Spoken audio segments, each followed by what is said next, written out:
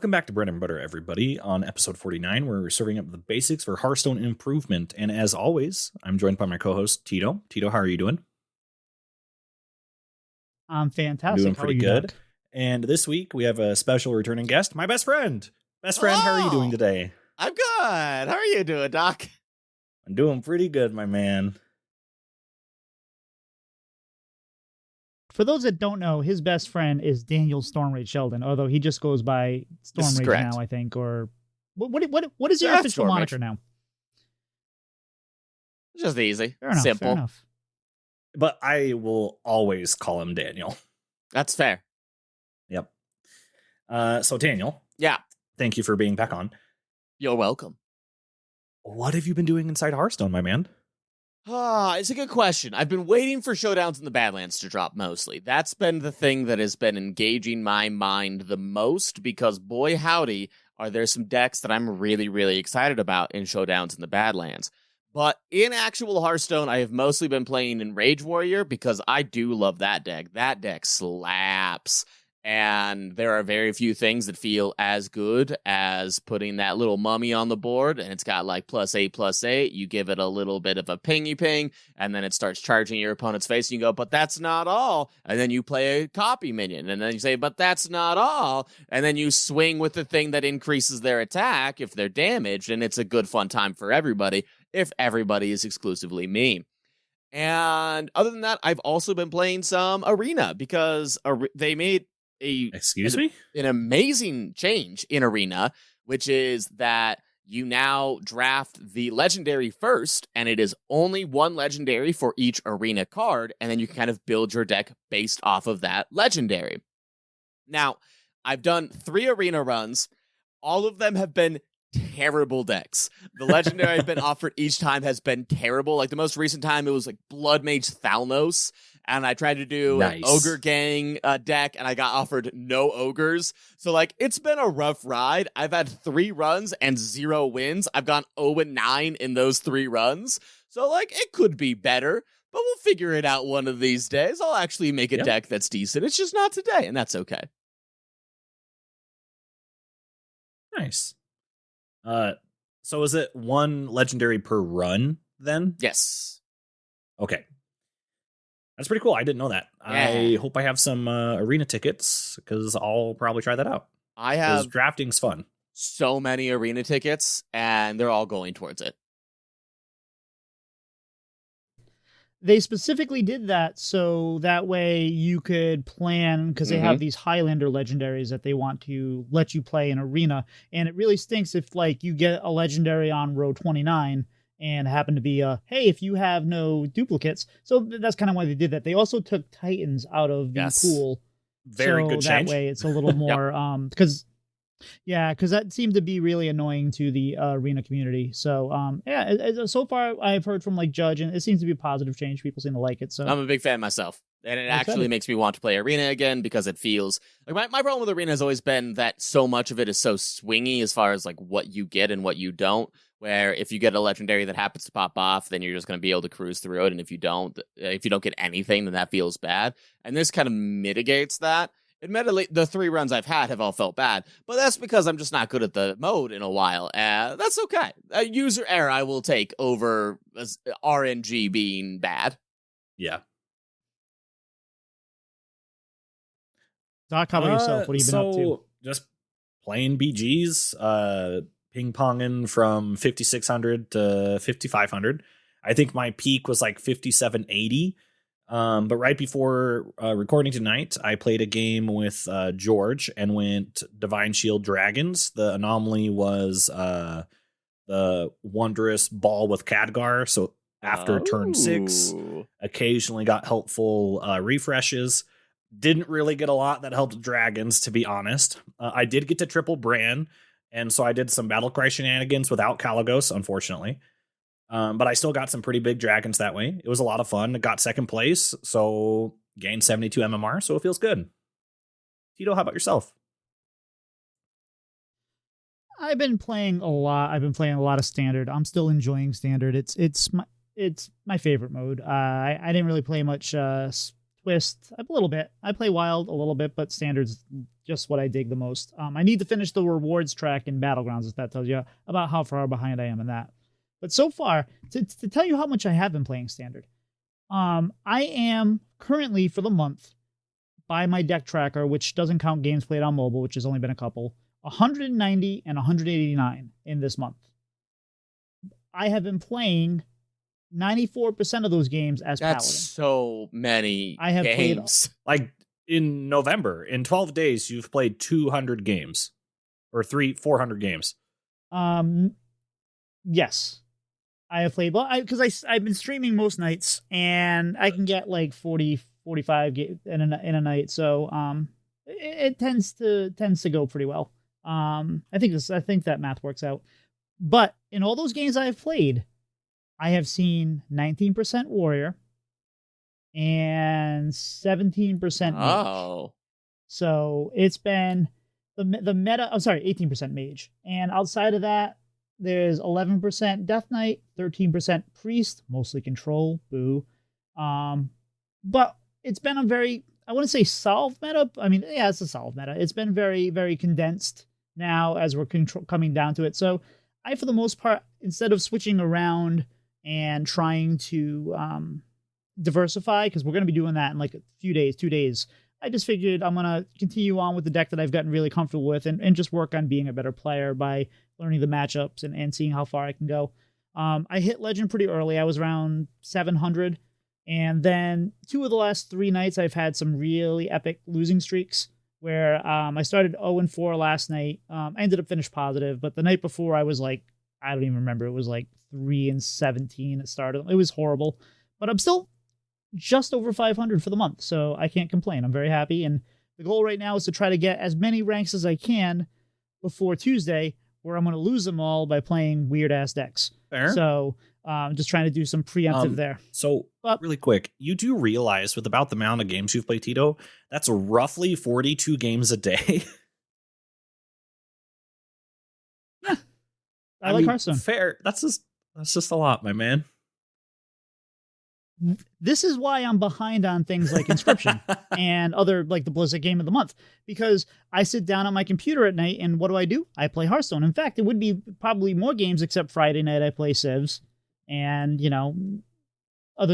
my kid has to eat and go to school and stuff, and then I have this whole job thing. Otherwise, I'd probably be playing more. So, yeah. But it's fun, and I get on rolls. I respect the hustle. That's a cannot play that much Hearthstone on a consistent basis. My brain would just ooze away. And I would think that would be the case for me too, but it doesn't. Like I never sit there, and if I need a break, I take a break. And I'm also, remember, I used to play a lot of World of Warcraft, and I'm kind of taking that. So I have that kind of personality where I sit down and play.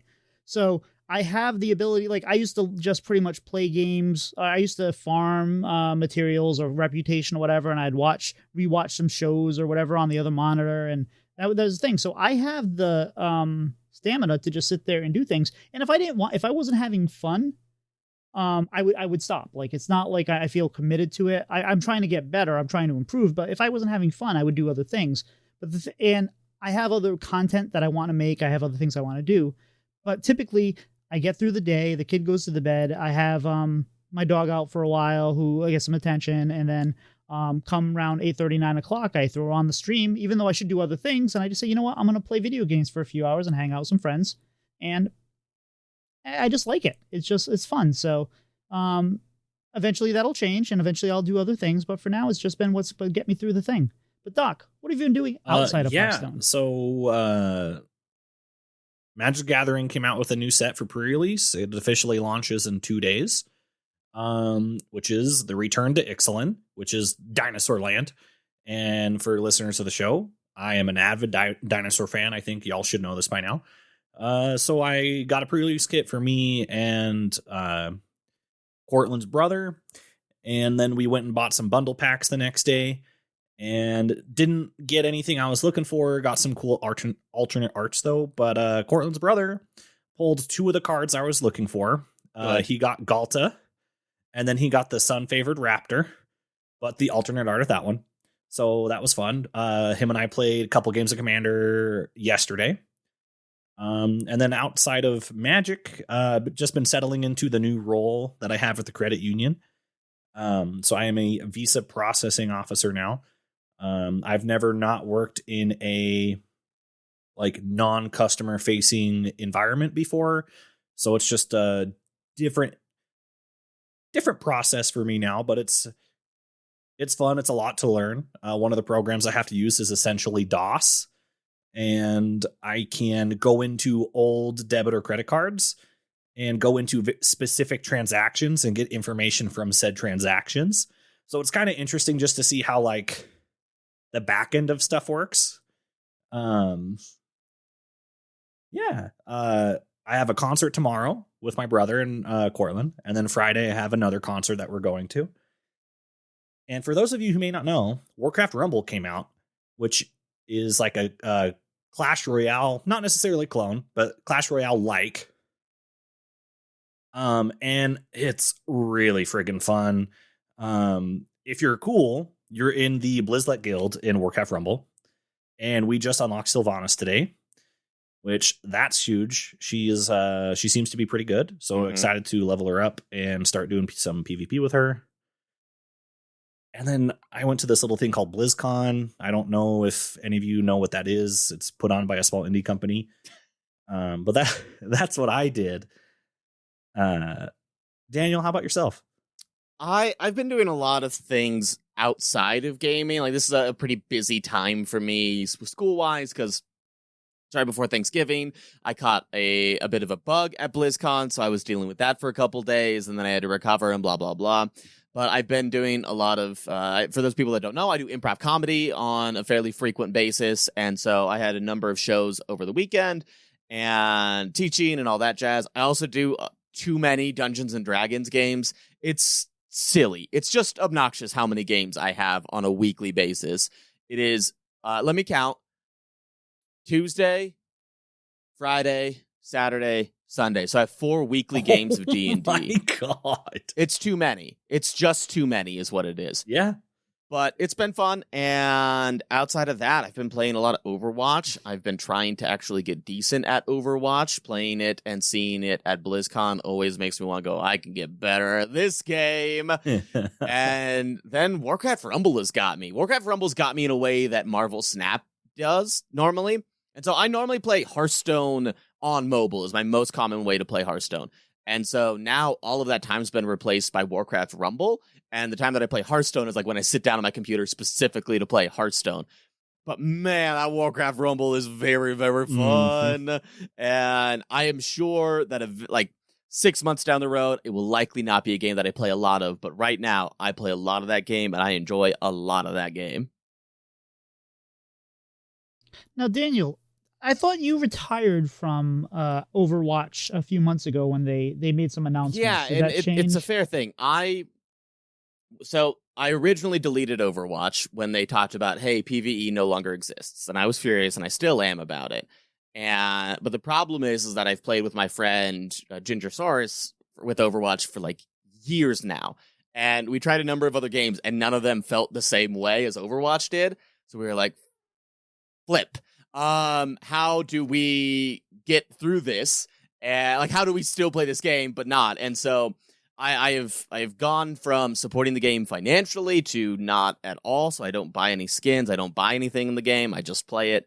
And so that has been my more silent form of protest of I will never give them any money, but I will still play the game every now and then. Fair enough. So I've been also in the Blizzlet Guild, although I may have to, Daniel, I'm giving you advance notice. I may have to change guilds at some point.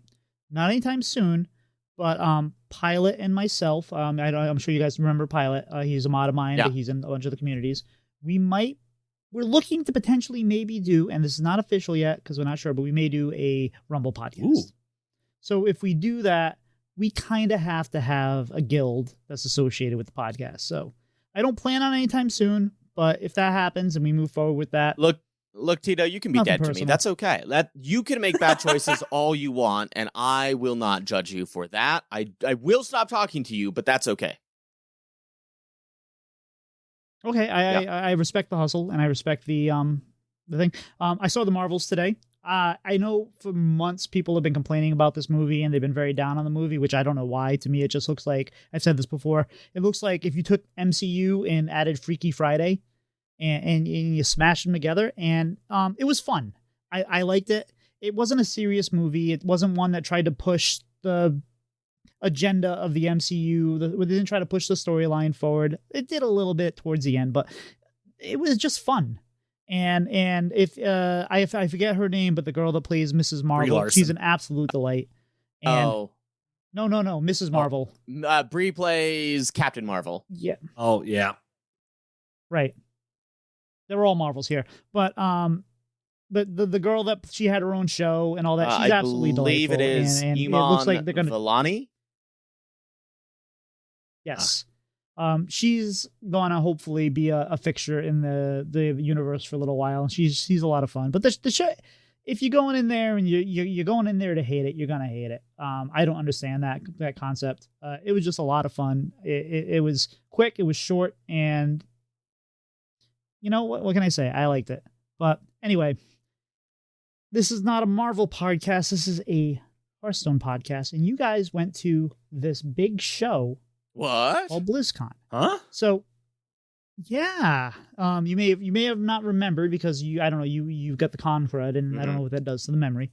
But I figured what we'd do is, not all of us can go there. I have kids, a job, a family that makes it hard to just say, hey, I'm going to go away for a weekend to California to do things. And there's a lot of us out there like that can't figure either the time, money, or both. So, maybe giving our listeners a little bit more insight of what the experience is like, and not necessarily what you see there, but like, the whole experience from like when you take off on the plane, you get there, you're involved in these communities. So I thought we could talk about that a little bit and give our listeners a little insight.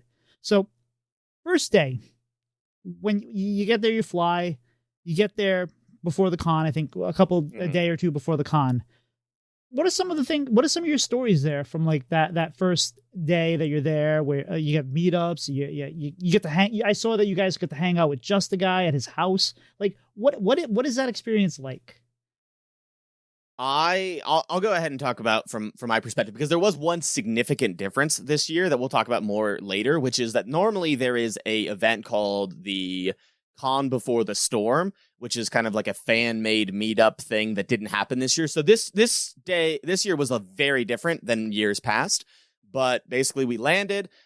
Doc and myself and our crew all went to downtown Disney to get some good old-fashioned Mexican food and a flight of margaritas to set the tone.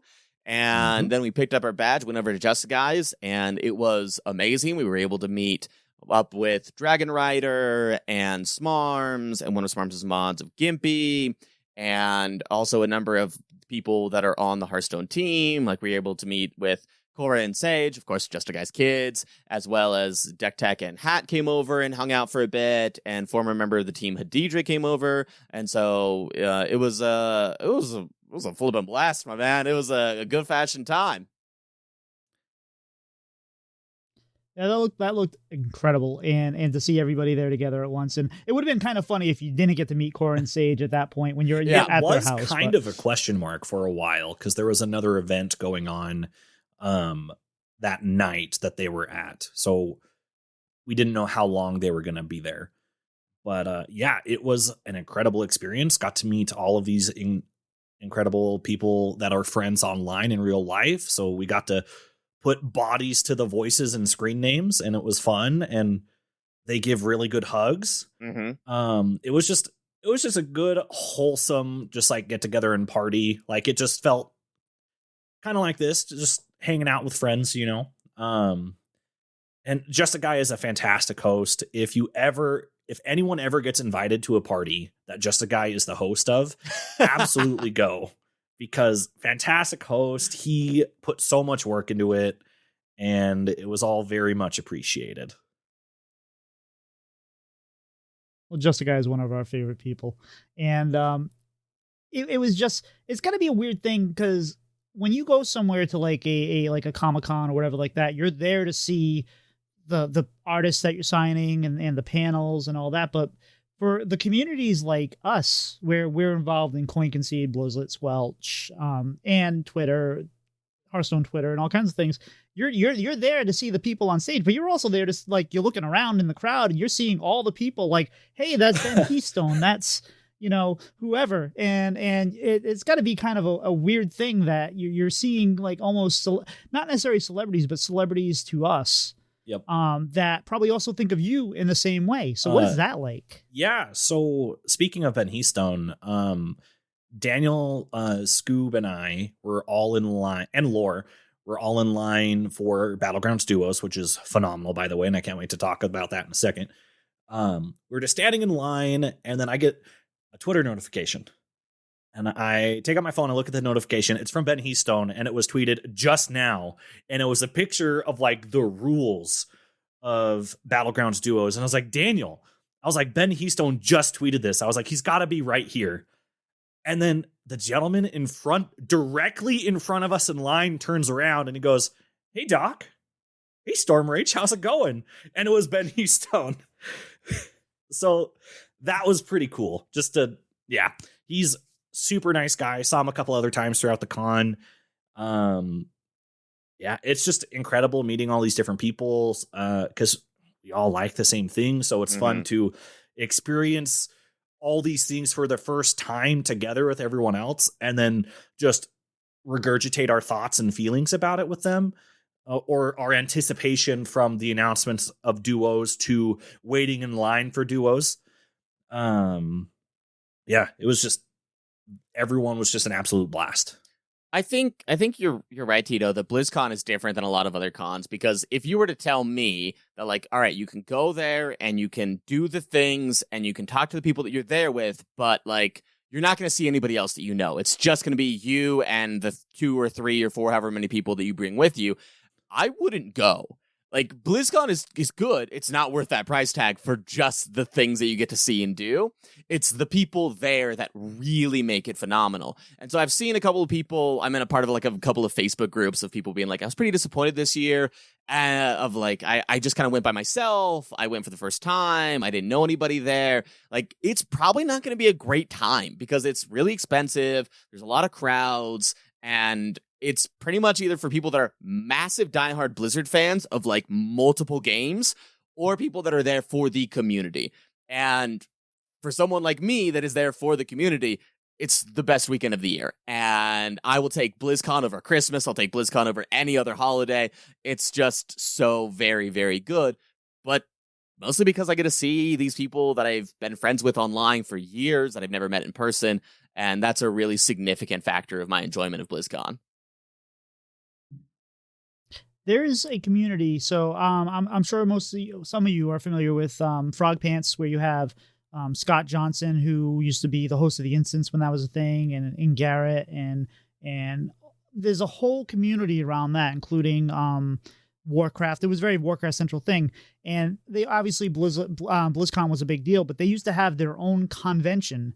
I forget what it was called, but, like, their entire community, like, so it was basically that part of Blizzard without the price tag. It was a smaller price tag. They would meet somewhere, I think in Colorado or something like that, and they'd rent a place, a chalet or something like that, and it was like this, like, they had their own con, but it was just for them. And I think that would be something that would be pretty cool if we had it in our sphere, where it's like less cheaper, less pomp and circumstance, but still kind of. Yeah, I have actually every other year after finishing up BlizzCon, there's usually a crowd of like, okay, so can we do this in, like, April or May? We just fly to someone's city and we get a hotel room and we just chill and do the same thing that we do at BlizzCon, but not at BlizzCon.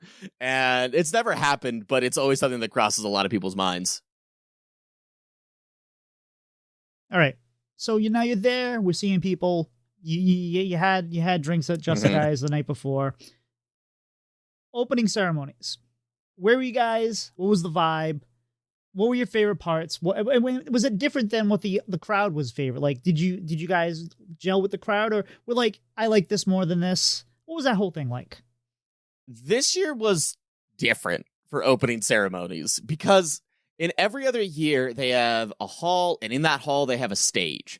And a lot of the times they would either have just the screen of the opening ceremonies, so you could like sit at and watch the stage of the opening ceremonies, or they would actually be present at those stages. In the last couple of years, basically, they would have different presentations at different stages during the opening ceremonies. But this time was weird because there wasn't a whole lot of seating, and the only people in our group that got to actually see the opening ceremonies live were Smarms and Adel, and everybody else got to see the live stream of it. And so we sat in one of the few places that had chairs, which was in the Overwatch area, and it was kind of weird. One of the things that I didn't love about the situation this year is I wish that there was more seating to see the things. But I think that our group was very hyped for anything Hearthstone, which was not the case for a lot of the people around us. Is we would like scream at Battlegrounds duos, and then they'd be like, "Oh, okay." And most people, I think, did react pretty heavily to Warcraft when Chris Metzen went on the stage. Basically, everybody lost their minds, and so that was very good. And a lot of people, when Diablo finished, were like, "Wait, that's it? Anything else? No? Okay, I guess that's it for this year." That was my interpretation, Doc. Yeah, I would say your interpretation's very spot on. Obviously our group is extremely Hearthstone centric, and so I mean, I think Hearthstone was the big winner out of BlizzCon. If you want any more in-depth analysis, keep listening or read Daniel's article about it on BlizzPro. But yeah, Hearthstone was the big winner. I mean, I've never seen Chris Metzen before or listened to any of his announcements, and I didn't know he had voiced a couple characters within World of Warcraft. The way that man can like demand reactions from the crowd every single time and get it every single time is incredible. He's a fantastic announcer. I would say so it was kind of funny. So a lot of the people that did announcements for things stumbled a lot while reading the teleprompter, but there are only two people who didn't really, and that was one, Chris Metzen, and two, Cora. Cora absolutely killed the Hearthstone announcement. Like, she did so dang perfect. It was awesome. And like, our group just ate it up. It was awesome. We sat, like Daniel said, we sat in the Overwatch area because we were kind of watching the Overwatch World Cup, and they had to push. The timing was weird. It was bad is what it was. It was bad. It was really, really bad. So Overwatch Canada kind of got the big middle finger from Blizzard, because the timing of when their match started compared to when the opening announcement started was for Korea, right? Yeah. So the timing was Korea should have 3-0'd Canada, and then the match would no longer be going, and then the opening ceremonies would start. Well, newsflash, Korea did not 3-0 Canada, and Canada put up a fight. And so they were just like, hey, if you want to continue watching Overwatch, go way back into this room and watch it on a single screen. And everyone else is going to be watching the opening ceremonies. So if you want to watch Canada, then go back here. It was pretty wild. Unfortunately, yeah, it was kind of rough. But people reacting to all the announcements is really cool. Like, I've been to conventions before, but nothing like video game related. So like, granted, I'm a newer WoW fan, but like the triple expansion announcement that Chris Metzen did to kind of tie up the storyline of WoW that we know so far was incredible. Everyone lost their minds. Eve and I were sitting in front of everybody, and then Daniel and like Coin Concede and the rest of our group were behind us. But yeah, it was fantastic. I would say, as a first time experience, the energy was 10 out of 10. Hearthstone obviously was 10 out of 10. It was, like Daniel said, Diablo was kind of laughable. Like, it was just for more reasons than one. So they had demo places everywhere. Sorry, I'm getting a little off topic. They had demo places everywhere for like Overwatch, Hearthstone, WoW, retail, WoW Classic. There was nothing in the Diablo Hall to play Diablo, except there was a singular computer for media only to play Diablo. Well, Doc, why would they need a demo site? You got a phone. That's a good point. That's true. I mean, they did also have a demo for Warcraft Rumble, which is exclusively on your phone, but we don't need to think about that. It's fine. Yep. Nope. uh, But so speaking of like, so obviously we're all rooting for Cora. Not only are we friends with her and her dad and all that, like I call Just a Guy a friend. He's a friend. And just to see her up there, she came from like us. She was like just a player, and she worked her ass off as a host and as a commentator and a caster, and then she took a shot at Blizzard and got a job there, and now she basically almost runs the whole damn thing as far as we're concerned, right? So how cool is that to see someone that like she's played in our game nights before, like that we're friends with, to be on that big stage? How cool was that? And I mean, Cora's just an absolute delight of a person, and I mean, it was just great because like she's worked her butt off to get there, and she is unbelievably deserving. And it was great to see somebody that has worked for so long to get that opportunity to shine. And I think it was amazing for Just a Guy as well to see his daughter on stage in that light. I think was really amazing. And I only know Cora tangentially through other things. Like I would say that it would be incorrect to say that we are friends. As much as I enjoy her, like I would say that we are very good acquaintances, sure. And I am very appreciative of who she is. And so, like, as a fan, she's just great, and being able to see that on stage was amazing. That's fair. And yeah, I may have overstepped there a little bit, but it's part of our community. Like she came from our community, and it's just so great to see. And actually, so she went to school for broadcasting. So like her training is in what she did versus what she became really good at with Hearthstone. So this was probably just like, oh, let me dust that off. I got that. But no, she just knocked it out of the park. And as far as Chris Metzen goes, they should, regardless of what property they're talking about, if it's going to close the show, Chris Metzen should close it. It's like, well, I know I don't talk about, I know I'm not on this survival game, but let me tell you about it. Which surprisingly, no comments about that. I will say that was my biggest letdown. Was I was really hoping we'd at least get a title, but understandably, like games take a long time to develop, right? So we don't know where at in their process they are. So they might want to wait till next year to announce the title, and then maybe the following year the game could have a demo. Like who knows? But I'm gonna be excited to try that game whenever I can. So I think they learned their lessons from what was it? Titans? What was the game that was supposed to follow Warcraft that we heard about for years and years, and then they just Project Titan, and it didn't end up getting fully scrapped. It kind of became Overwatch. Oh yeah. That's fair, but it was supposed to be something completely different, and then they repurposed assets. But yeah, so that they probably learned from that and said, you know what, we're just gonna keep it quiet for now and all that. But okay, so you mentioned this a little bit because Con Before the Storm didn't happen. There wasn't really enough time. That's a big budget movement. There's usually a lot of focus on the community, podcasts, that kind of thing, and that seemed to be missing this year. Did you notice that? Did it seem like it was lacking outside of the con? Yeah, I would say definitely. And the Con Before the Storm Discord, and the announcement came that BlizzCon was happening in like May or June.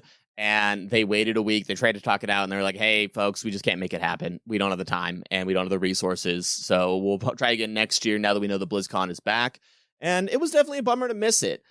But I also think that, like, if next year were to happen, I don't know what I'd do, because I don't want to miss Just a Guy's party next year. That was a blast. So it'd be difficult for me to want to split my time between those two events. But it was definitely a thing where I think if you were a bigger name streamer and you got to do like the meet and greet stuff, that there were absolutely opportunities to meet those kinds of people. But I think for overall communities, there wasn't as much meetup or things of that nature, which was a bit of a bummer in comparison to previous years. That's fair. Now, I know one thing you mentioned was you were kind of surprised at how many tickets were still available. Normally, this thing sells out, and there was supposed to be, I think, 35,000 room for 35,000, and as far as we know, 30,000 people ended up going or bought tickets. Did you notice that when you were there? Did it seem like it was a little later? I could not imagine 5,000 more people there. Thank you so much to the people that did not buy tickets. Oh boy, it was so crowded. Yeah. Like getting in, so for those of you who haven't been to BlizzCon before or a convention, there's usually some kind of like a security check for obvious reasons that make a lot of sense. So you go through security and then you just wait in like this massive foyer to the building. It's a courtyard, but you just wait in this courtyard and it was packed like a can of sardines. Like there was 30,000 people there. And they had to let everybody in waves, and it was like 15 minutes between each wave that got to go in so that it wasn't just a stampede. I honestly could not imagine 5,000 more people being in that space, let alone in the convention center. Yeah. Because it definitely didn't feel like it was missing anybody. No. And who knows how bad the lines would have been for everything if there was 5,000 more people. Yeah. So to touch on duos again really quick, the first day of duos, we got to play a single game. And then when we went and did other stuff, we came back, they had cut the line off because it was a 3-hour wait to play duos. And they cut the line off at like 3 p.m. or something crazy. And they cut WoW off several times too, because the new WoW announcements for Classic and Retail are pretty cool. I just could not imagine that place being any more crowded because it was tight. I couldn't imagine standing in line to play WoW. As much as I love WoW, WoW has been a part of my life for 19 years. I don't go on the PTR. I don't do the betas. It's like, because we always have this, like, it just seems like, yeah, it'd be cool, but it's still more WoW. Like, I don't understand. I mean, I can see it for other things, but I can't see it for WoW because it's just like, yes, it's good. There's a new dragon here. Cool. I'll see that in 3 months or 6 months or whatever it is. But duos, so you guys were there. Dan, I think you were there. I don't think you were there in 2019. No. This was my first BlizzCon. So how was the line for duos? And we're going to talk more about duos in a little bit, but how was the line for duos compared to like the lines for Battlegrounds? It's difficult to compare the two directly because in 2019, Battlegrounds got announced, but so did a lot of things. So they were also competing with Diablo Immortal demos and Diablo 4 demos and Overwatch 2, actual Overwatch 2. That's actual Overwatch 2. Was an actual sequel at the time. So there were a lot more demos to be played. And the line for Battlegrounds was relatively short. Like, I played a lot of Battlegrounds, and we went through pretty frequently. And there was also a lot more space and a lot more places that people could go. So the line in Battlegrounds was pretty short, and Duos was, I would say, generally longer this time around. And it took longer to get through, and most of the time, like, there was a very, very consistent wait for Duos basically throughout the entirety of the event. But there was also far less demos to be done this year. So it's difficult to make that direct comparison. I would say that Duos was more popular, but that could have been from lack of other things to do. But everybody that did Duos really loved Duos. Right. So aside from Duos, what other games did you play while you were there? What other panels did you go to outside of the opening ceremonies? So we went to the Hearthstone panel, I went to the Hearthstone panel. Sorry. Unfortunately, our group got split and some of us got there earlier than others, and then they closed the doors and all that kind of stuff. But I went to the Hearthstone panel. That was really cool. Again, Cora killed it and everyone else killed it too. If you wanted to play any kind of demo at any kind of frequency, Overwatch was the place to go because it was, you get done with your game, you get right back at the front of the line. Which was fun. They did announce a new hero who was playable that day, who also officially launched that day, right? He launched online for that weekend, but then he was taken off and will come back soon. Okay. And then we played WoW Classic because the WoW Classic changes with like the reimagined dungeons and like the being able to multi-spec. That was fun. But that line was probably the longest aside from like another like longer duo line. And yeah, like I'm awful at WoW, and I had a heck of a time with staying on the platforms I needed to stay on. But it was just dungeoning with friends or raiding with friends or whatever, and it was a delight, no matter like the outcome. But my favorite thing to do was duos, and I very wish that duos was out right now, because once you taste duos, normal battlegrounds is still good, but duos is just so much more fun. At least to me. Okay, we'll get to that.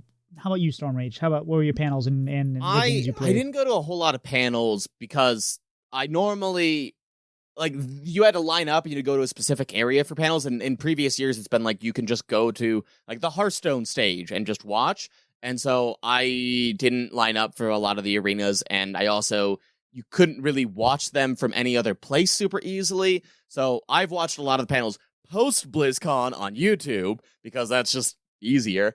And the main thing that I did was I watched a lot of Overwatch World Cup, which was absolutely delightful. I love watching professional Overwatch. That is the most hype game. That is the most hype esport I have ever seen, and I will watch that. I will gobble that up live. It is amazing. And then I played every demo that there was. So I played Overwatch, which was fine. And Overwatch is great. We played with a lot of people that had never played before, so we lost a lot of games. And then did a lot of duos. I did the Warcraft Rumble. I did the WoW Classic with the seasonal twist, which is super fun. I did the WoW Dragonflight. So like a lot of very, very fun stuff. Now, why did you need to do the Rumble demo? Because wasn't it already on your phone? It was, as of that but time? you could do PvP with a friend, which you can't do in a Rumble right now. And so we did like a couple of like across they just gives you a random army and it's like fight. And so that was pretty fun. Well, and you were talking about the Overwatch World Championship or whatever. It's at least they're not going to be gutting Overwatch esports anytime soon. Did you happen to see any Disney lawyers hanging around with regards to Mauga? Yeah, I will say that like we went hard in the paint on Squelch, but like Maui is also like a mythical character, so it'd be like people saying, "Oh, well, you can't have somebody like Hercules." Like, well, I mean, sure, it is a Disney character, but it's also a very popular mythological character that has like a lot of importance to that culture, and so I think they're probably going to be fine on this one. Yeah, and probably, but sorry to cut in. The MOBA Smite is like League of Legends, except every single one of its characters is a god from a pantheon that exists on planet Earth. And they have a Maui character, and they have a Hercules, and they have basically everybody. They're trying to get as many as they can. I think they'll be fine with Malga, because that. It is, again, a very important, like, mythos person, so I feel like that's public domain. Yeah, probably less. Oh, I'm sure, but we all know who he is because of the recent the movie, and the choice for them to have Dwayne The Rock Johnson do the voice of the character was a little strange. But all right, so obviously that's not him. That's not true. Okay. So what happens now? So you get to the end of day one. Con shuts down. You probably leave before the con shuts down, I would assume, or maybe not. They say you ain't got to go home. You can't stay here. What happens then? And did you actually end up in a fight at a Denny's parking lot? Yes and no. So that was another weird point of contention. Is the website was like, it's open until 8, and then they started shutting things down at like 6:15. We were like, what's happening? And they're like, oh, well, the show actually closes at 7. We're like, okay, so when does it open? Because the website says that it opens tomorrow at 9, and they were like, oh, well, the show floor doesn't open till 10, but general admission doesn't start till 11:30. So like the whole like scheduling was a nightmare of a time. But after the first night, we all went back to our hotel room and we literally just drank and play games. And then at the end of the second night, we walked to a Denny's, and then we walked back to a different Denny's, and we met up with Hoppa Bear, and we again drank and played games throughout the night. It was a delightful, delightful time. Yeah. And Hoppa Bear, an amazing person. They were so much fun to hang out with. So kind. Like Yes. shockingly kind. Oh, she's amazing. And did you know she actually set Judge up with his wife? No, I did not. But that Yeah, sounds like something she would do. Yeah. Oh, absolutely. I have invited her onto the show a couple times, and we're trying to get her on to talk about duels. We'll see if that happens. But she does a lot. She also streams a lot at this time, so I'm not sure if that'll happen. So let me ask you this.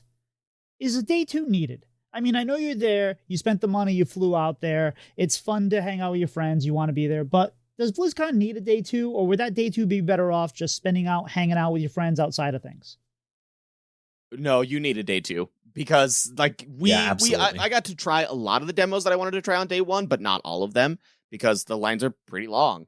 And most other years, there's going to be more panels. Second day is also the day of the community night, as well as there's usually a concert. So, like, to day 2, I'd be a fan if they moved it to 3 days. Give us that Thursday.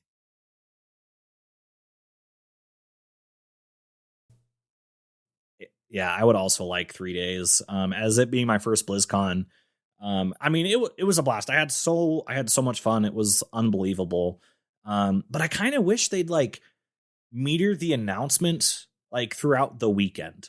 Oh, okay. Kind of. Like I understand having like the big hoorah at the opening ceremony, but like I just feel like it could have benefited from having other cool announcements to go out through the weekend. Like maybe have a panel or maybe have like a demo, but nobody knows what it's for until you get there. And then they have like the announcement, and then people who couldn't make it to that demo understand what that demo is now. I don't know. I just feel like BlizzCon could benefit from having more announcements spread out through the weekend rather than the first 90 minutes. I think they have to do it in the first 90 minutes, though. I understand what you're saying, but like that's their moment where that's the entire purpose of the con is to like, these are the things we're selling now. These are the things to get excited for. These are the people to listen to talk about them, and the rest of it is kind of like the fan service, the demos, the hey, let's talk a little bit more in depth about how now all your characters can share a guild bank or whatever it is like that. But I think you have to condense that all in the beginning, because if you're like, oh hey, here's a bunch of things, and oh by the way, here's day 2. Oh, did you know about Diablo Immortal or the expansion or whatever like that? I don't think that builds as much hype as you get the one item after another. But I mean, I could be wrong, but that's kind of how it feels. But you were talking about the concert. Did you go to the concert? No. The concert. That line started. The concert so started at 6:30. The line for the concert started at 2 p.m. I wasn't gonna wait for, and that was like the line. I was not sure if you could get in if you started waiting at 2 p.m. I think if you wanted to be in the concert, you had to legit start by like noon. And I'm not gonna wait 6 hours for a concert. Would you have done it for any of the other shows like Weird Al, Tenacious D, or? There is not a single concert on the planet where I would wait 6 hours in line when I could instead be playing demos of my favorite games. Yeah. And like I got to spend so much time with Lore Master Eve. Like her and I just kind of like day 1 and day 2, like we were looking for hat, because for those who may not know, Lore Master Eve's daughter is very artistic, and she made a ridiculous hat, his hat. And I assume everyone knows what his hat is. It's his profile picture on Twitter. Her daughter made that for him. And so it was our mission to find hat and give it to him. And so got to spend a lot of time with Eve, and it was just really cool getting to know her, just getting to hang out with her like all day. And there was a lot of things she's never done before, because a lot of things either she hasn't done or like don't exist in Canada.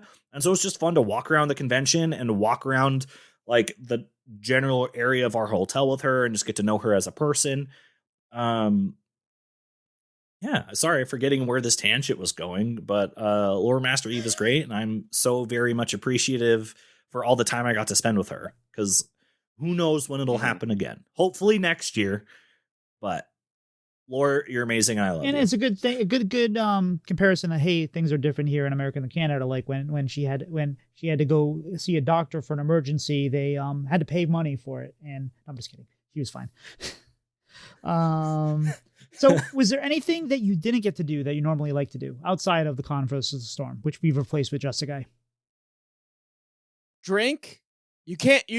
Every other year they've had beer gardens where you could have alcohol and drink. And let me tell you, going to a Hearthstone tavern that was filled with tavern things of tales and feelings of taverns and being told, nope, no alcohol here was a weird feeling. So bring back beer, please. Fair enough. How about yourself, Doc? Oh, no, you want to know because you haven't been there. All right. I mean, I would say having drinks there would have been a huge plus, because it's like either find a bar or go to like Walgreens and get alcohol and then drink it at your hotel room and then go back into the con. Yeah, like, it was weird. Very nice. All right. So day after the con, people are usually there for one more day to do things in California. Since they're not there, a lot of people seem to go to Disneyland. Is that what you did? What do you do? And if whatever you did you see a lot more people that third day just around or no? Mm-mm. No, that's Sunday. That's the time to go home. So, and I'm a broke boy. I'm a teacher. I save up all year for BlizzCon. I can't also spend another $500 to go to Disney. So usually that day 3 is packing up and shipping home. Yeah, I mean, it was a lot of fun. Thank God we survived the drive to the airport. So oh boy, our Uber to the hotel was really nice and perfect and everything.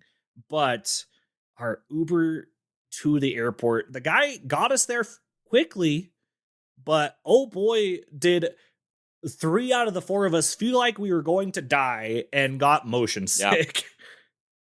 Yep. It was not a fun time. That was a demo of the survival game that you didn't know. Yeah, must have been. All right, so final question on BlizzCon. If you could, now that you have the ear of the new Microsoft team taken over, if you could suggest changes to improve BlizzCon, what would you suggest, aside from including alcohol again? More demos. Like the demos were really, really cut down this year.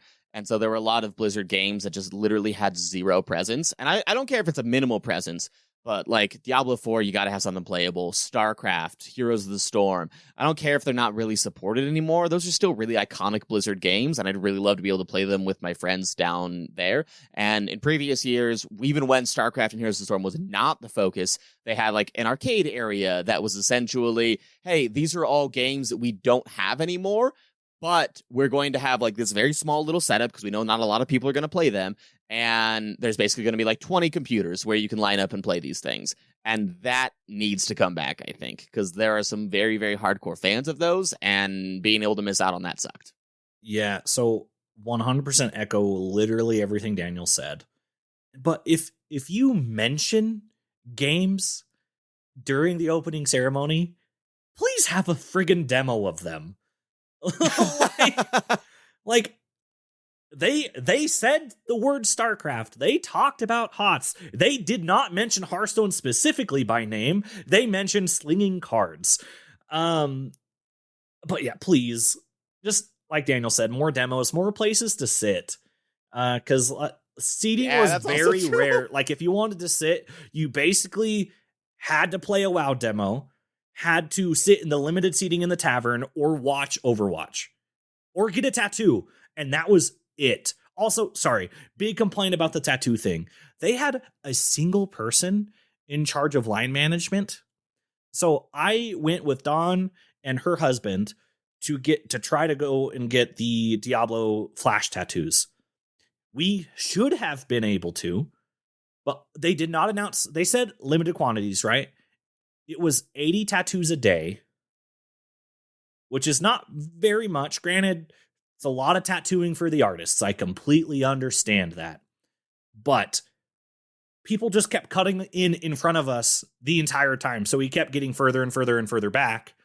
And so as a consolation prize, we got a pin, which kind of feels bad when we were there early enough to be able to get them, but we had to not get them because too many people cut because they only had one person doing line management.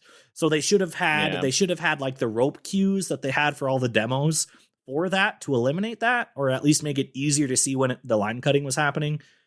But that's really it.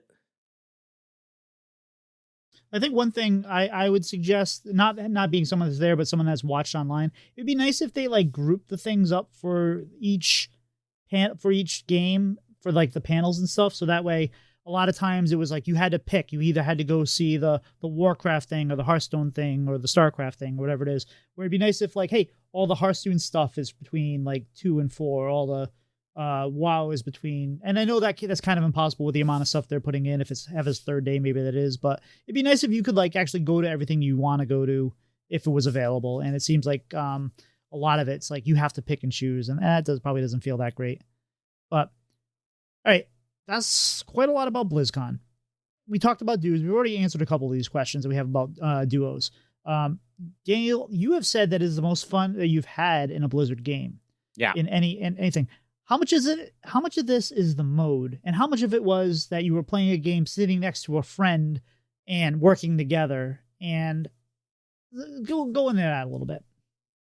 I think a large portion of it was being able to work with my friend, and I love co-op games. Anytime I can get a co-op game, it's almost always the first game that I'll go to, and so being able to present in Battlegrounds of a co-op mode, massive fan. And I think if you were to tell me I couldn't queue up with a friend, I'd be real down on this game mode because I think it'd be not very fun. But I think that even just the game mode itself, like every now and then, I'm probably still going to try out random queuing just to see what it's like, because there's a lot of just quality of life changes within that I think are just really, really good. It's a well-designed game mode. It's really well thought out. And I think that the competitive nature of it is better than it is in Battlegrounds, and maybe it's just the illusion of control, but I feel like my choices matter more in duos than they do in typical Battlegrounds. All right. Well, speaking of that, how much do you think the fun's going to translate when you actually do play with the randos? Or do you think like everything, just having the anonymous person on the internet on the other side is going to breed contempt for people trying to play the game? I don't think that like most people are going to play it if it's random queuing. I think the vast majority of players are going to get on a Discord call with some friends and queue it up. So I don't think that this is not replacing standard Battlegrounds. It's not even going to get close to that. And I think it's just going to be a very, very fun alternative, like for Blizz-like community game nights. Absolutely. The second the Battlegrounds Duos comes out, this is what we're playing. And so I think that it'll be a more niche audience, but I think it'll still be fun regardless. But it needs to be, I think, having people join up to play together often is probably not going to be enough, because I don't see a lot of people doing this all the time. So in order for the game to thrive, people are going to have to queue with randos, and that's going to have to be probably the primary way people play the game, right? Otherwise, you'll have queue times that last forever. I don't think so. I think that the team is well aware that this is going to be a niche game mode and that it is not going to compete with standard at all, or standard or Battlegrounds.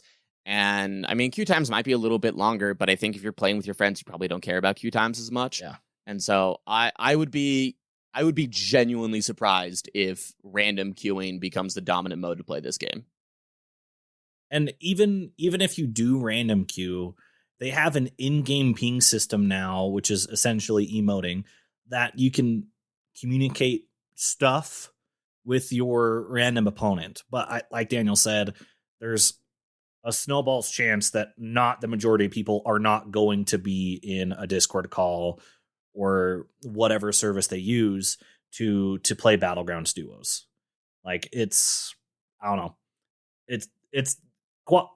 Communication is so important in that, and like the pings do help and they're very useful, but if you have the option to talk to them, that's just going to be what you do every time. All right. So what about the mode didn't you like, or would you like to see them change or update before we're still very early in the process. What would you like to see them change or add to make it better? The only thing that I can think of, it's not necessarily about the game itself, but they did have like signs up with like the basics of duos throughout the line, but it was very easy to miss because BlizzCon's not the most well lit environment. It's a convention center, and they have like all the lights turned off for thematic effect. And so at least our first time through, we missed seeing the banners with the rules entirely. So there is some key information for the first game that we didn't really have, such as like the costing a gold to send a minion to your teammate and stuff like that. But as far as it goes for me, I think they've really kind of knocked it out of the park with what you can do in this game. I don't think that I can pick a piece that I would want to be more improved. Once I understand how the mode operates, like it feels very refined, and I wish it was out now. Yeah. I would say they need a brief tutorial to help explain what Duos is, because there's a lot to it that I think if we were not in that environment, we would have been very confused about. And then a little bit of UI changes. So simple things like if I want to send a minion to a teammate, but I don't have the extra gold, it gives me the notification that my board is too full and I can't play another minion, which is not actually what's happening. I don't have the gold to send it. I can send a minion if I have a full board. And so they're just some small UI things that I imagine will get fixed pretty easily, but it's real good. It's real good, y'all.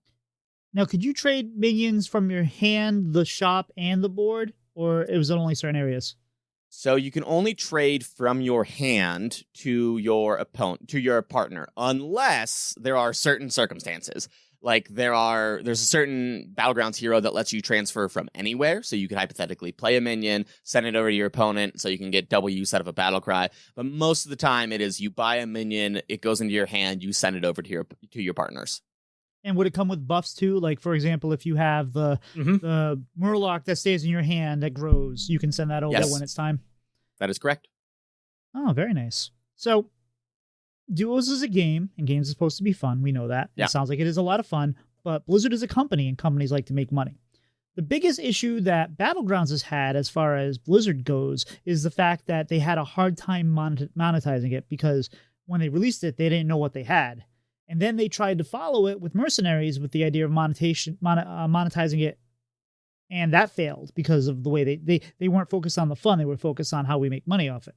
So how do they plan on monetizing? Could you see where the monetization of Duos is going to come from? And is there anything concerning? I think it's going to be exactly the same as Battlegrounds. Like the formula really hasn't changed. The only thing that's different is instead of you're by yourself, just imagine there's another hero in your game that's partnered with you.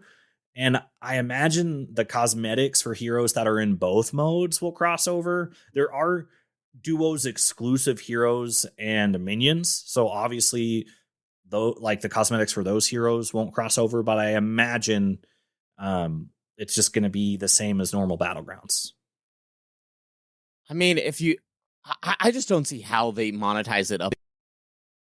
That you can monetize it in the same way that you currently do with Battlegrounds, which is you add a Battlegrounds pass and it unlocks more hero choices. Maybe they add it so that way it's like you have to unlock the battle pass in order to play Duos, but that would surprise me. I think maybe the most common thing is that certain like Duos heroes are locked behind the battle pass that you have to unlock, but that would also surprise me. I'm going to guess, like, yeah, Blizzard doesn't monetize Battlegrounds too much, but a lot of people buy the battle pass and a lot of people play Battlegrounds. And so I think if I was to guess, Blizzard's kind of okay with where that monetization is at. Obviously, would ABK and Bobby Kotick want to make more money? Yeah, of course they do. But with the acquisition of Microsoft, I'm kind of hopeful that it's just going to stay the way that it is, because it's really popular, it's really well liked, and I'm guessing that it makes a decent enough money to stand by. And so to touch on like the Microsoft thing, Phil Spencer, like he talked for a little bit and he was very much, we just want to help the teams make the games that they make. Like granted, companies are going to do company things, but it was a very positive, like, we're just here to support the teams to make the games they're already doing because these teams are good teams. Like, it didn't seem like he announced another agenda of what Microsoft was going to start making Blizzard do. So that wouldn't come for like another. I mean, they have to own a company for like a year before they start kind of really like they collate the information, they see what they have, they evaluate things, and I think we'll see changes, but I don't think we'll see them for like another year, and hopefully they'll be for the better. But you guys have any final thoughts on duos before we move on? Deck Tech, because I know you listen to every Hearthstone podcast. Hit the go live button for duos, please. I know it's in your house. Yeah. Or just a guy. It might be lost in his house. He might have a button that he can press. So whoever could press that button to go live, please do so. Also, if you have not followed Deck Tech on Twitch, we're still hoping it one day he streams. Yeah. So speaking of streaming, Daniel, you and some of the other folks at Blizzlet were able to participate in a theory crafting stream. In fact, we were supposed to have this episode on Thursday, and we had to push it because of that, which was absolutely fine. So how much fun is that? What's that experience like? It's pretty great. It was a pretty fun time. I think it is the best time in Hearthstone, and I wish more there was a mode in Hearthstone that reflected what theory crafting is like. And you can't, right as of right now, unless it was like a different twist mode, but RIP to twist, because the fact that you need to include 10 cards from the new expansion actually makes the meta feel different. When in all reality, what's going to happen is we're going to have the 30 cards, and we're probably going to substitute 2, maybe 4 more powerful cards into the most common meta decks, and maybe 1 or 2 new decks will really shine that are actually new. Because let's be honest, most times when expansion launches, they just make good decks better. And there's a lot of archetypes that never really see the light of day. So it's great. And we're all very lucky to be able to do so over at Blizzlet. And it's a very, very fun time.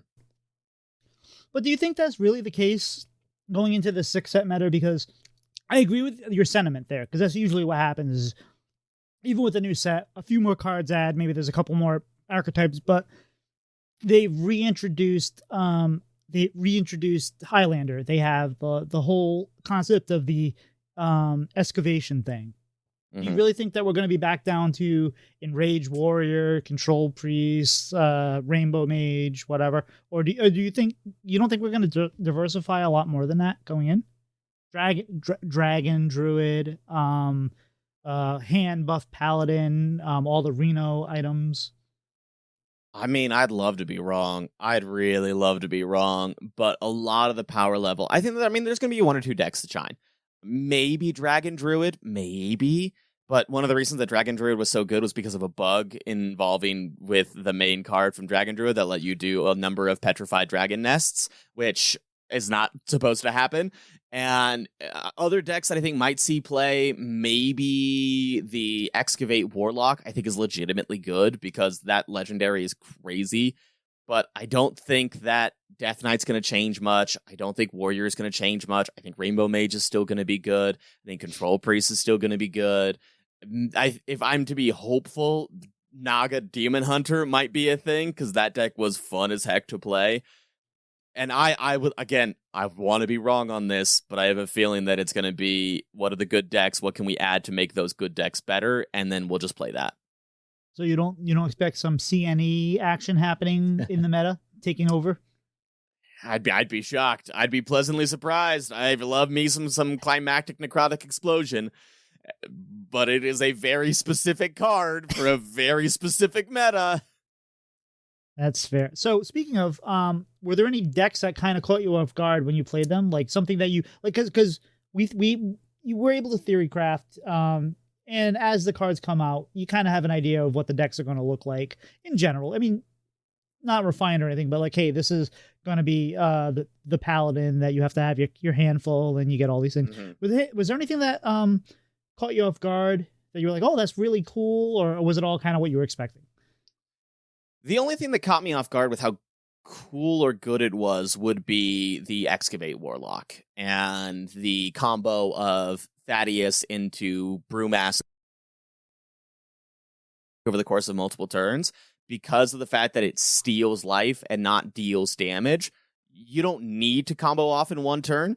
And there were a number of times where the first game that we played, I played against Wicked Good as Priest, and they had 30 health plus 5 armor, but it doesn't touch armor, it just touches health. So I ended up bouncing the thing 3 times, and that was it. That was game. And so that's probably the one that genuinely surprised me. Everything else was good and fun, but I don't know if it's going to really see meta play. See, I saw the whole the circle of, hey, you get Thaddeus out, you keep excavating, you keep bouncing, and you can have this whole cycle of things where you excavate and you keep getting the snake. And so that sounds like you took a different approach where you're bouncing, but it's like one of those things where it sounds like it's going to be problematic, a lot like what was it?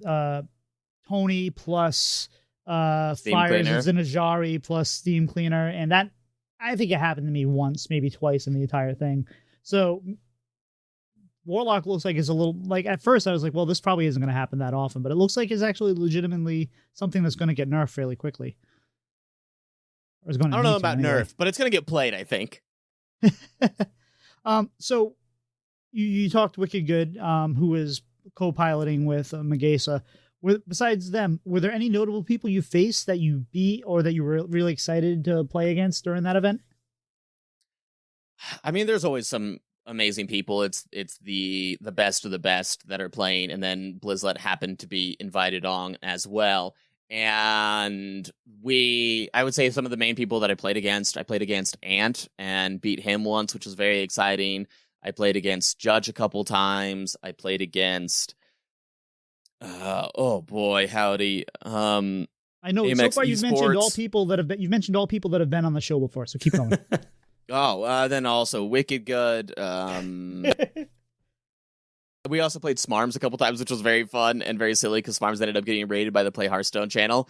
So she had like 1.8 thousand viewers or something at some point, which was fantastic.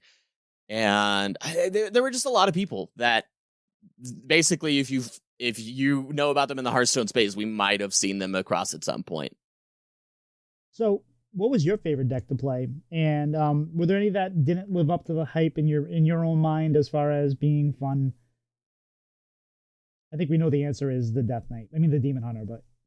Yeah, Demon Hunter was fantastic. Naga Demon Hunter is one of the most fun decks I've ever played. And Demon Hunter typically is. Like, the one time that I played like an obscene amount of standard Hearthstone and actually climbed the Legend ladder was when Outcast Demon Hunter was the thing. I love the play style, and I love what this is going to do to the meta, and it was super duper fun. Other than that, there wasn't anything that like let me down of like, oh boy, this is pretty terrible. Most of the things that I thought, I was like, all right, maybe Kurtrus Demon Hunter, because Kurtrus, every time I hit Kurtrus, I ended up killing one bad minion in the rogue's hand because everything else was spells. So Kurtrus may not be as busted as I want him to be, but that's probably for the best, because if he was too good, that'd be a problem. Yeah, he's going to be a lot of work for the poor team over at the HS Replay client to kind of keep track of that. But has Smarms recovered yet?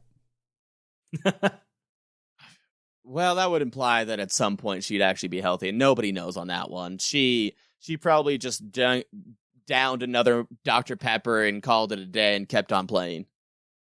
Actually, so I had the streams up for most of the day, and I watched a lot of her, and for a good portion of the day, she was mostly ignoring chat and trying to play good Hearthstone, which I didn't understand from her. But she worked hard, and it was impressive to watch. I caught a lot of your stream. I caught a lot of Lore Master Eve too. It was great to see you guys out there, and you guys look like you were having some fun. And then you did a podcast afterwards. You guys must have been just brain melted. Yeah, and don't listen to the most recent episode unless you are in a very specific headspace. It was weird. It was real weird and very adult. That might be one of our few NC-17 episodes. Yeah, it was very good. It definitely... It might catch your eye if you happen to grab it. Yeah, it definitely catches the eye of a very certain crowd. So do you have any final thoughts on the whole experience of the, aside from hoping that you do it again for the Theorycraft? It's great. It's super fun. Yeah, I hope that one day we get twist modes that require certain cards from certain expansions, and I think it'd be very fun. Battlegrounds mode, or not Battlegrounds, Tavern Brawl. So I think that it's super, super fun, and thank you for letting us do it, Blizzard. Well, Doc, that was a lot. I'm feeling a little full, but actually, so I'm looking at the time. We're an hour 15, and normally Daniel's already turned into a pumpkin. So that's correct. Speaking of pumpkin, I think it's time for a little dessert. What do you think? Yeah, sounds good to me. So Daniel, we've added a new question to our show since the last time you've been on. So usually we interview someone, right? And then we ask them a bunch of questions. We've already interviewed you before. So we have one final question to get to know you. What is your favorite dessert? I love a good salad, scoop of vanilla ice cream, and a warm chocolate chip cookie. That is just iconic to me. Anything that involves those two products, I'm in on. Heck yeah. Well, thank you. Mm-hmm.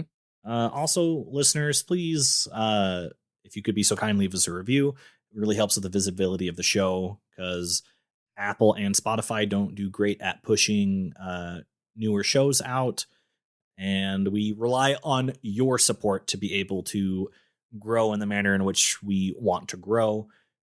So leave us a review, and it'll be read on the show, and we'd greatly appreciate it. We talking to Doc before. We need to work on, there's pyramid schemes out there. We don't need a pyramid scheme. We need an obelisk scheme. Just tell one person. Word of mouth. Hey, you like Hearthstone? You want to get to be a little bit of a better player? Go listen to Bread and Butter. Just tell one person if you think they're going to like it. You don't have to tell two. We don't need it. We don't need that much growth. I don't think we can handle it. But one person. Anyway, sorry, Doc. Didn't mean to interrupt. You're good. You're good. Daniel, if people want to find you, where can they find you at? You can follow me. I am at Stormraige23 on Twitter. Rage is spelled Raige. You can also follow Blizzlet at Blizzlet, or Squelch, the other podcast that I am on, at Squelchcast. And twitch.tv/Stormraige23, spelled the same way. Perfect. Thank you. Doc, yeah, how about yourself? You can find me on Twitter at DocMcButt. And sometimes you can find me on Twitch at twitch.tv/DocMcButt. Tito, how about yourself? We don't find you often enough at twitch.com. But hopefully now that you move, we can get you back on there. You can find me at Twitch and Twitter at Tito Santana HS.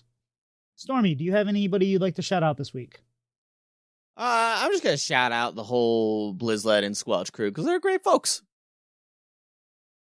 Fantastic. How about yourself, Doc? Yeah, just everybody I met at BlizzCon, thank you so much for making it a fantastic trip. I believe it was so fantastic because we were all of a similar build, so thank you. I didn't go there, Daniel. I would like to thank Linny, who has actually become a frequenter of my stream and also has been very kind and generous and donated a bunch of subs, which she didn't need to do, and given me some raids. So thank you very much. It's always great to have some new blood in there, and Linny is just awesome. If you don't know her, you need to go follow her. I already talked about the potential that me and Pyle are going to start a new pod, so I'm very excited about that. So I'll let you know if that happens. And Daniel, I want to thank you for being on the show, for dealing with Doc's last joke. And also, anytime I've had something that I've needed to get done with somebody that has a good voice and is a little creative, Daniel has been willing to help. He did a nice promo for the first fight night we had, where he got to be like a ring announcer. And even just recently, that little bit that we did with Electric Sheep City last week, Daniel was the voice at the end that, told you to go see your doctor or whatever. So I appreciate all the effort you put in. And it's great to have you on the show. I hope we get to have you on again. But anyway, guys, I think that's it. I think we're toast. We'll see you. Bye-bye. Goodbye.